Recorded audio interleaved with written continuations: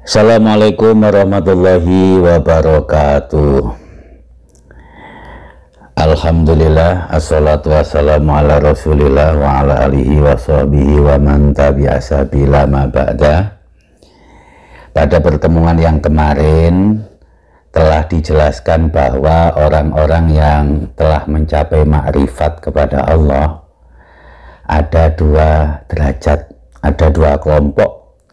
Ada yang masih muridun, ada yang sudah muradun, ada yang masih sairin, masih proses dan tahap perjalanan, dan ada yang sudah majdzub atau yang sudah tiba sampai di hadratillah, sudah wusul.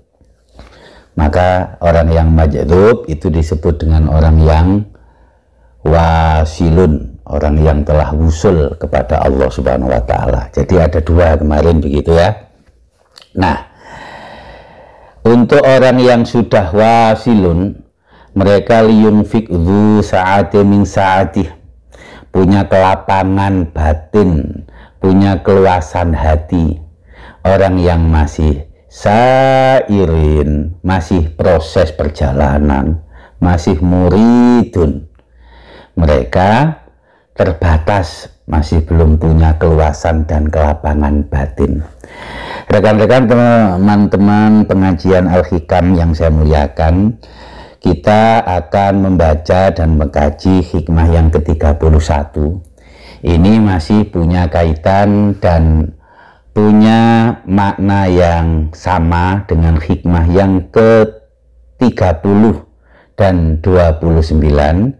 Hanya saja ini kita diberi sebuah persepsi yang berbeda dari Ibnu Athaillah As-Sakandari, sudut pandangnya yang berbeda.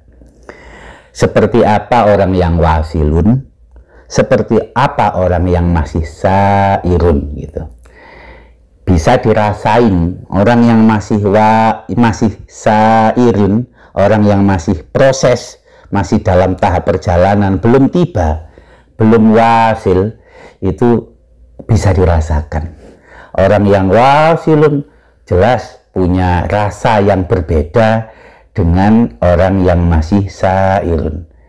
Bisa mempunyai zauk yang akan berbeda antara orang yang wasilun dengan orang yang masih sairun. Di sini disebutkan orang yang masih rohilun.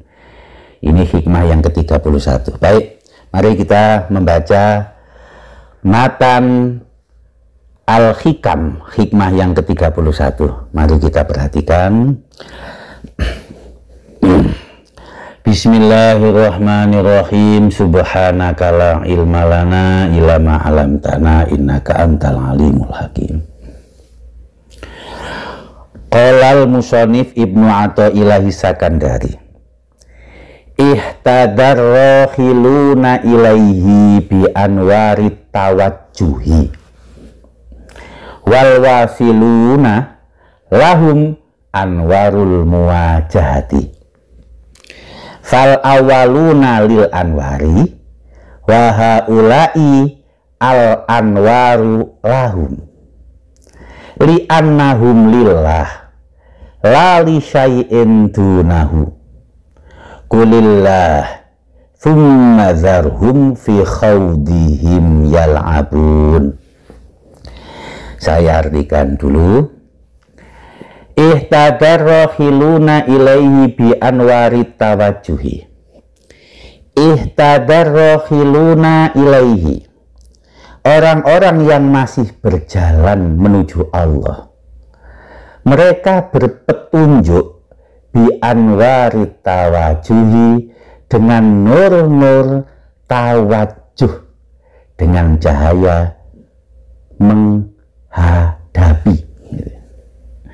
Wal wasiluna lahum, sementara orang yang sudah wusul, orang yang sudah mampu sampai kepada Allah, lahum anwarul muwajahati, mereka mempunyai nur-nur muwajahah, nur-nur saling menghadap nur pertemuan dengan Allah.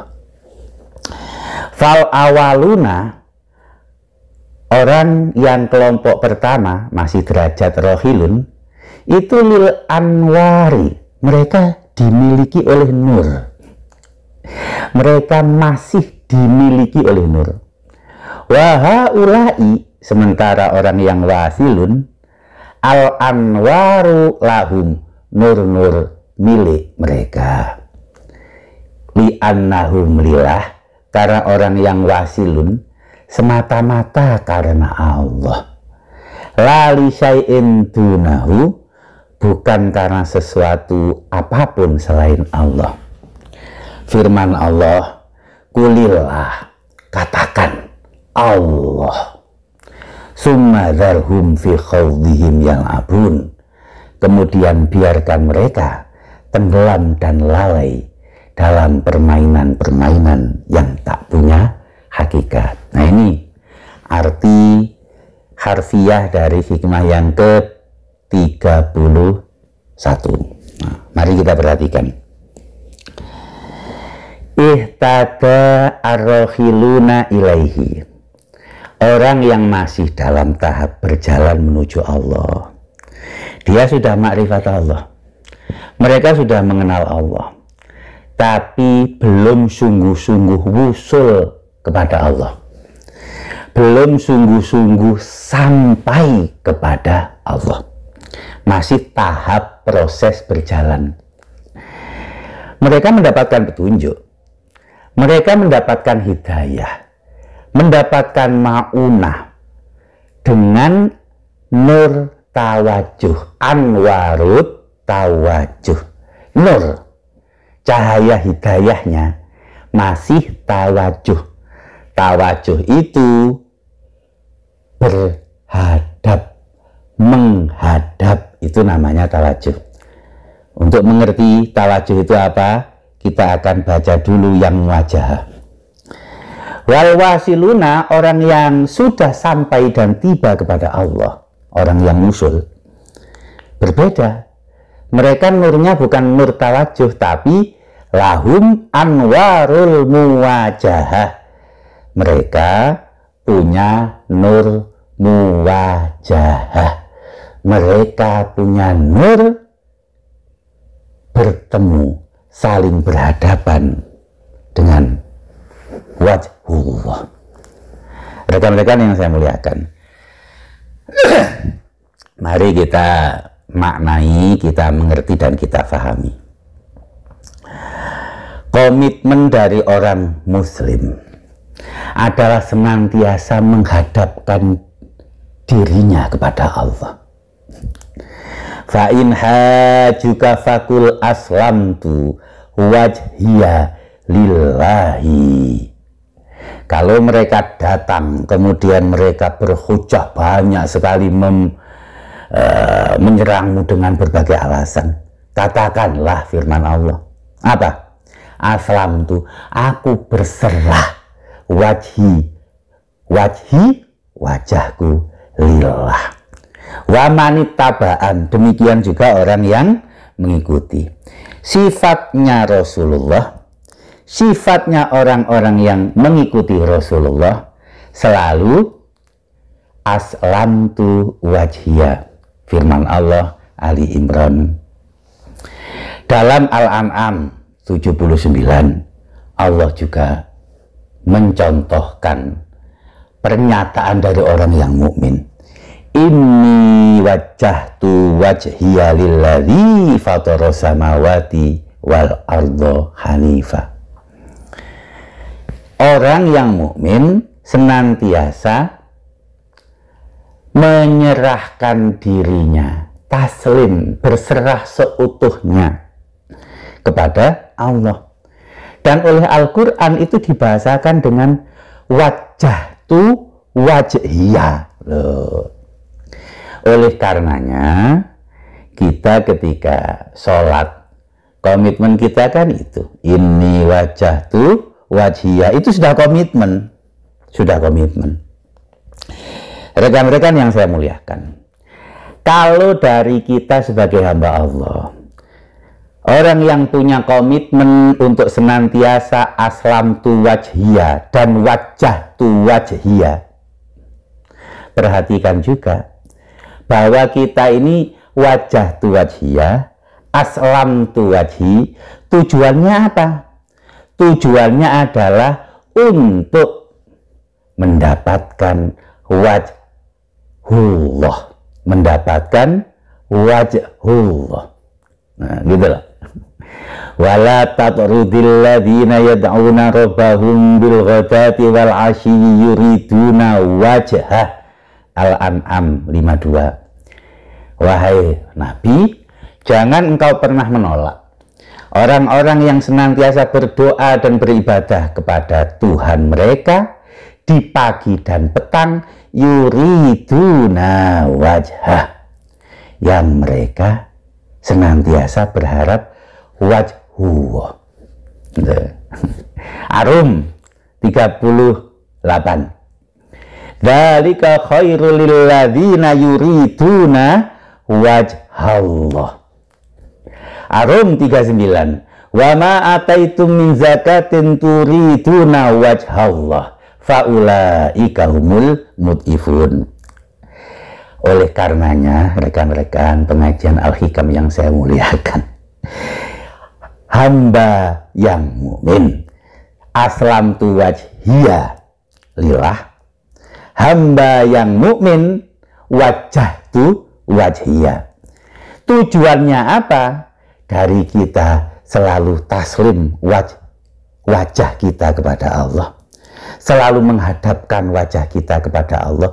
Tujuannya adalah wajhullah, tujuannya adalah wajhullah. Biasanya diartikan wajhullah itu ridho Allah. Dalam konteks ini wajhullah gitu saja disebut ya, wajhullah gitu.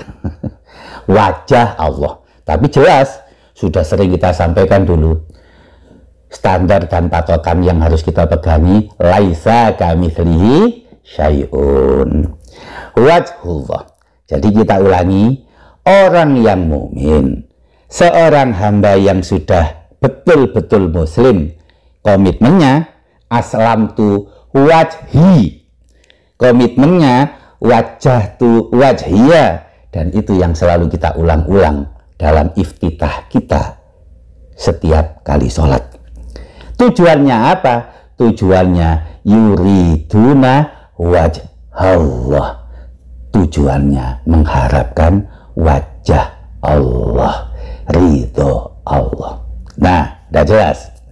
Jadi ada dua wajah, wajhullah dan wajhu orang mukmin, dan wajhiyah. Nah, orang yang masih dalam proses rohilun, dalam proses perjalanan, kembali kita ke matan Al-Hikam, orang yang masih dalam tahap proses perjalanan, dalam proses rihlah, masih rohilun, belum sampai, mereka itu ya mendapatkan hidayah, mereka itu ya berpegangan kepada petunjuk, namun derajatnya masih nur tawajuh, yaitu cahaya menghadap Allah. Allah apakah menghadapi orang tersebut? Belum. Jadi ini masih dari satu arah, dari arah hamba kepada Allah, dari arah Allah kepada hamba belum, makanya disebut tawajuh, menghadap.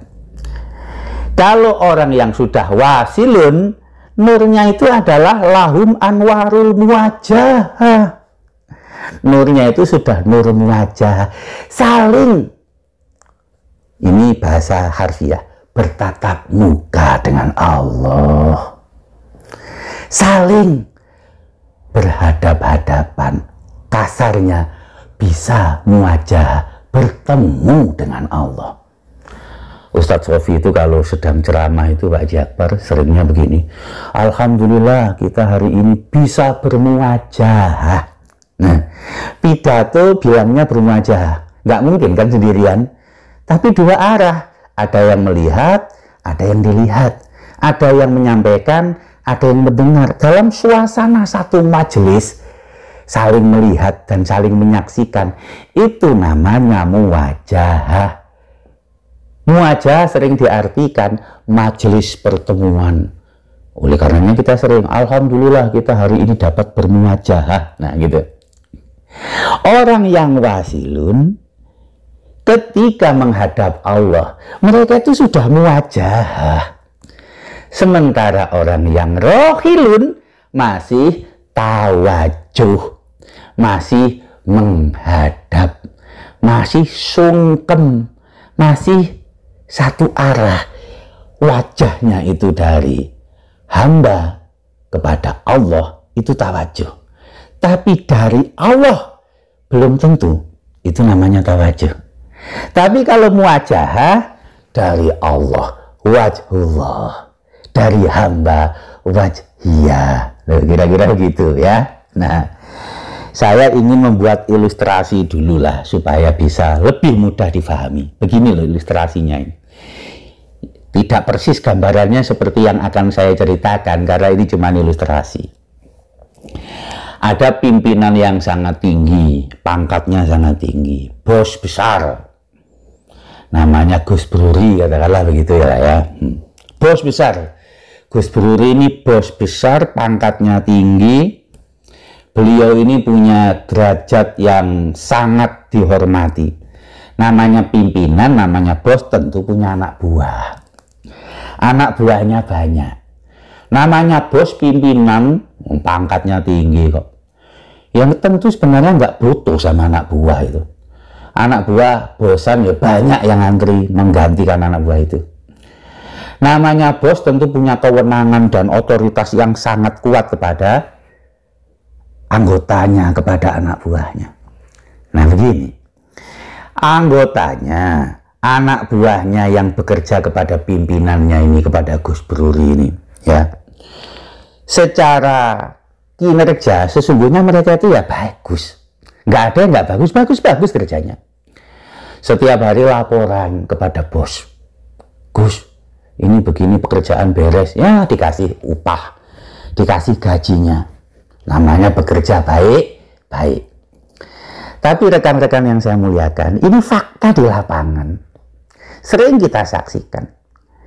Kedekatan bos dengan anak buah, pimpinan dengan bawahan, ini bawahan yang banyak, ini kan berbeda-beda. Seperti apa relasinya dan hubungan pribadinya dengan bos itu kan berbeda-beda. Ada yang memang relasinya itu relasi profesional. Datang, laporan, minta upah, ya udah dikasih. Nggak ada apa-apa.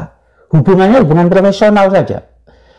Bahkan banyak yang beranggapan dia bekerja kepada bos ini, yaitu sebuah kewajiban yang cukup berat. Tujuannya mendapatkan upah, tujuannya mendapatkan ganjaran dan bayaran, tujuannya itu. Jadi secara psikologis mengerjakan pekerjaan itu profesional, ya. Lah lain, ada kelompok dari anggota itu entah kenapa anak buah yang beberapa ini disukai oleh bosnya ini. Kalau datang laporan kerja itu diajak ngobrol gitu kadang-kadang. Kan ada tuh yang kayak gitu tuh. Diajak ngobrol, lu senang lah. Lah anak buah ini ketemu bosnya itu pun juga senang. Kalau ketemu itu ngobrol, bicara kadang-kadang ngalor ngidul, tapi senang. Bicara itu kadang-kadang bukan masalah pekerjaan, tapi relasinya antara bos dengan anak buah yang seperti ini, yang disukai sama bosnya ini, itu kan dekat. Bandingkan dengan yang pertama tadi, yang profesional itu. Kadang-kadang menghadap bos itu merunduk-runduk, takut-takut. Begitu dapat tanda tangan dibayar, udah keluar, lega lah tadi udah ketemu bos. Yang kelompok yang disukai oleh bosnya ini, bahkan dianggap sebagai orang-orang yang, kalau bahasa manusianya udah kayak keluarganya sendiri sama bosnya ini. Malah kadang-kadang ngobrolnya lupa waktu. Paham nggak maksudnya? Orang-orang kelompok pekerja, anak buah yang punya kedekatan dan relasi kekeluargaan dengan bos, ini namanya muwajahah. Ketemu bos itu senang. Yang dicari itu bukan hanya bayaran, ngobrolnya itu loh. Sudah bahagia. Mereka bekerja itu bukan hanya mengejar upah dan bayaran, mengejar kesenangan-kesenangan batin. Kalau bahasa lainnya, penuh ikhlas dan tulus mengabdi kepada negara, lah kan kira-kira gitu. Nah, kalau kelompok yang pertama tadi kan enggak, bekerjanya itu profesional. Nah, bekerjanya itu relasinya dengan bos, ya antara bos dengan anak buah. Rekan-rekan yang saya muliakan, ada hamba-hamba Allah, mereka menyembah dan beribadah kepada Allah itu relasinya antara hamba dengan Robnya. Ada hamba-hamba Allah yang mereka beribadah kepada Allah, itu relasinya antara hamba dengan Tuhan, yang Tuhan itu menganggap mereka sebagai kekasihnya, yang Tuhan itu menganggap mereka sebagai hamba-hamba yang ia cintai. Yuhibbuhum wa yuhibbuna. Allah mencintai mereka dan mereka mencintai Allah. Nah, orang yang seperti ini orang yang wasilun. Orang yang wasilun itu ketika menghadap Allah mereka muwajahah. Orang yang belum wasilun, orang yang rohilun, mereka menghadap Allah, menghadapnya tawajuh. Sama-sama wajah tu wajhiyah, yang wasilun sudah muwajahah, yang rohilun masih tawajuh. Begitu loh. Rekan-rekan yang saya muliakan. Untuk lebih konkretnya lagi, saya buat ilustrasi dalam hal ibadah. Sebentar lagi kan Isra Mi'raj. Pak Haji Akbar kemarin katanya rapat Isra Mi'raj. Ya. Salah satu pesan dalam Isra Mi'raj itu selalu diulang-ulang adalah tentang sholat. Nah, dalam sholat itu iftitahnya kita wajah tu wajhiyah. Dan saya sepil dulu untuk kita semua. Di Al-Hikam, ibadah mahdoh yang dibahas oleh Asy-Syaikh Ibnu Athaillah itu hanya sholat. Nanti di hikmah-hikmah belakang itu hikmah dalam Al-Hikam itu ibadah mahdoh yang dibahas itu cuma sholat. Ibadah lain tidak dibahas. Kenapa? Sholat ini kan sudah mengumpulkan inti-inti ibadah. Orang haji, orang umroh ada ikhram kan? Orang sholat juga ada ikhram. Malah ikhramnya itu takbiratul ikhram. Orang puasa nggak boleh makan minum. Orang sholat juga nggak boleh makan minum. Dalam setiap sholat kita syahadat. Dalam setiap sholat kita zakah, tazkiyatun nafas. Makanya sholat itu adalah inti dan mengumpulkan inti-inti ibadah mahdoh. Rekan-rekan yang saya muliakan, begini, sholat itu salah satu daripada bentuk konkret wajah tu wajhiyah, menghadap Allah. Orang yang sholat, yang dia masih rohilun, ketika sholat itu ya masih tawajuh. Tapi orang yang sudah wasilun, sholat itu merupakan wahana muwajahah kepada Allah. Sholat itu enak, sholat itu menyenangkan. Sementara orang yang rohilun, sholat itu masih tugas yang mesti ditunaikan, bukan suatu aktivitas yang menyenangkan. Ayo, kita teslah diri kita sendiri. Kita itu termasuk kelompok yang mana? Apakah termasuk kelompok yang rohilun atau yang wasilun? Masih tawajuh atau masih muwajahah? Seringnya kita bilangnya begini, ada di antara kita yang bilang begini, nggak terasa ya, udah zuhur lagi, udah asar lagi. Ada orang yang malah bilang begini, kok belum zuhur ya? Hidupnya menanti asar, menanti maghrib. Hidupnya adalah sholat subuh. Di antara sholat subuh dan asar ada kegiatan-kegiatan untuk menunggu zuhur. Jadi hidup itu adalah sholat subuh. Di antara subuh menuju zuhur ada kegiatan-kegiatan mengisi untuk menunggu zuhur. Hidup itu adalah sholat zuhur. Dan untuk menunggu asar ada waktu kosong, itu kita isi demi menunggu asar. Antara asar dan maghrib itu kita isi untuk menunggu maghrib, menunggu isya. Loh, itu loh hidup. Hidupnya orang yang muwajahah. Kalau hidupnya orang yang tawajuh, kita mengambil waktu sholat dulu, nanti kembali kerja lah. Jadi yang penting sholatnya apa? Kegiatan selain sholatnya. Nah, ya kan? Orang yang muwajahah, yang terpenting, vital dalam hidupnya adalah sholat. Selain sholat, ada waktu di antara sela-sela waktu sholat, itu mengisi waktu demi menunggu waktu sholat. Karena dalam sholat itu ada muwajahah. Karena dalam sholat itu ada pertemuan dengan Allah yang itu menyenangkan, itu membahagiakan. Sholat itu bukan soal kewajiban kita menghadap Allah untuk laporan 5 kali sehari semalam, kemudian agar kita dibayar dan diganjar oleh Allah. Bukan itu untuk orang yang wasilun. Kalau itu masih terjadi, maka itu namanya orang yang rohilun, namanya masih tawajuh. Oleh karenanya disebutkan oleh Ibnu Athaillah Sakandari. Kita kembali ke matan. Fal awaluna lil anwari.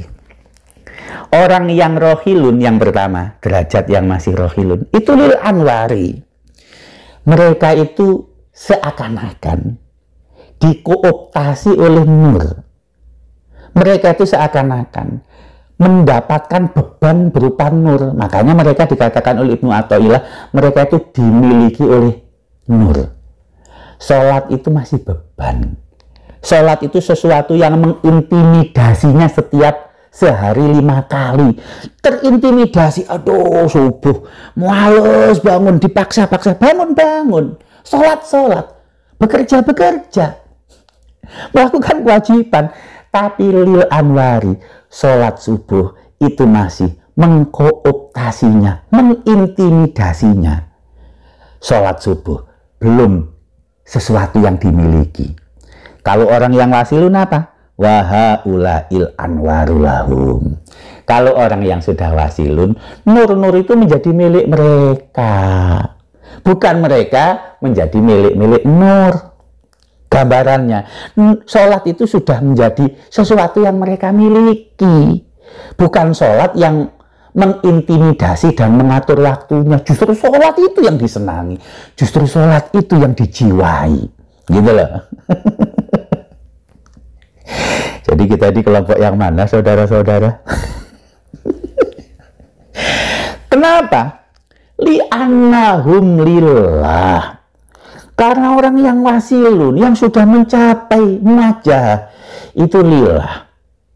Nah, jadi ini wajah tu wajhiyah lillah. Loh, makna lillah itu seperti ini loh. Lali syai'in dunahu. Tidak karena sesuatu, apapun dan siapapun selain Allah. Dan inilah makna tafsir isyari yang Allah firmankan dalam Al-An'am 91. Qulillah sumadzarhum fi khawdihim yal'abun. Katakan Allah, tidak yang lain. Komitmen itu. Kemudian apa? Tsumadzarhum fi khawdihim yal'abun, dan biarkan yang lain mereka bersenang-senang, tenggelam, lalai dalam permainan-permainan yang tak punya makna dan tak punya hakikat apa-apa. Rekan-rekan yang saya muliakan, mohon maaf, untuk orang yang beriman, tidak ada yang lain selain Allah. Selain Allah, tak punya hak, tak punya substansi. Allah yang hakiki. Selain Allah, tak punya hakikat apapun. Betul kan? Oleh karenanya, kulilah, katakan Allah. Kemudian biarkan yang lain tenggelam dalam permainannya. Namanya permainan. Lihatlah. Lihat. Saksikan orang-orang yang di luar itu. Orang-orang yang mereka itu. Ada yang sibuk kerja, ada yang sibuk kesana kemari, ada yang mencari ini, mencari itu. Mencari apa? Yang disibukkan itu apa? Punya hakikat nggak yang disibukkan? Belanja ini, belanja itu, untuk beli ini, untuk beli itu, mencari nama baik, mencari jabatan, mencari citra, mempertahankan nama baik. Ada hakikatnya nggak? Fi khawdihim yal'abun, nggak ada. Semuanya fana, semuanya sementara. Banyaknya harta itu cuma milik Allah. Kita ketawa-ketawa saja. Orang milik Allah aja kok. Loh gitu loh. Ini orang yang sudah muwajah itu. Oleh karenanya, kulillah, katakan Allah. Cermati, maknai, jiwai, fahami Allah. Jadikan Allah satu-satunya hakikat dalam hidupmu. Raih itu. Ketika kita wasilun, ya kita sudah muwajah. Ketika masih rohilun, masih tawajuh. Orang yang sudah wasilun, sudah muwajah, apapun tentang ibadah-ibadah itu betul-betul dinikmati, terutama sholat. Dan itulah wujud sesungguhnya ketika Rasulullah selesai mendapatkan titah sholat pulang dari Mi'raj, beliau mengatakan apa? Innama ju'ilatus sholat qurrata aini. Sholat itu qurratul ain. Sholat itu menyamankan. Sholat itu menenangkan.